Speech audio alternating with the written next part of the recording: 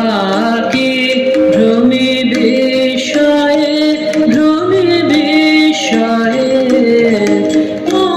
মহাবিশ্বে মহাকাশে মহাকালো মাঝে তুমি আছো বিশ্বনাথ অসীম রহস্য মাঝে তুমি আছো বিশ্বনাথ অসীম রহস্য মাঝে নীরবে একাকী আপন